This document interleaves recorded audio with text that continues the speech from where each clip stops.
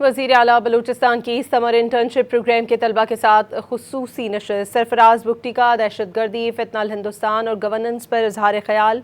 बलूचिस्तान में फितनल हिंदुस्तान के जरिए बदअमनी की कोशिश की जा रही है। सरफराज बुगटी का कहना था कि अलहदगी पसंद बयानिए से पाकिस्तान कमज़ोर करने के अज़ाइम नाकाम होंगे। आपको ये बताएं कि उन्होंने ये भी कहा कि इंसानी हुकूक और मिसिंग पर्सनस का मामला दहशतगर्दी के लिए इस्तेमाल हो रहा है। दहशतगर्दी के खिलाफ हुकूमत बलूचिस्तान और फोर्सेस मरबूत काम कर रही है। अफगानिस्तान में मौजूद पाकिस्तान मुखालिफ अनासर के हवाले से अफगान हुकूमत को वादे पूरे करने होंगे। मकबूल बयानिया हमेशा हक का बयानिया नहीं होता।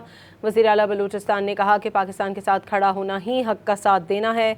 बलूचिस्तान का मुस्तक़बिल पाकिस्तान के साथ वाबस्ता है। वज़ीर आला बलूचिस्तान की समर इंटर्नशिप प्रोग्राम के तलबा के साथ खुसूसी नशस्त। सरफराज बुगटी का दहशतगर्दी, फितनल हिंदुस्तान और गवर्नेंस पर इजहार ख्याल। बलूचिस्तान में फितनल हिंदुस्तान के जरिए बदअमनी की कोशिश की जा रही है। सरफराज बुगटी का कहना था कि अलहदगी पसंद बयानिए से पाकिस्तान कमज़ोर करने के अज़ाइम नाकाम होंगे।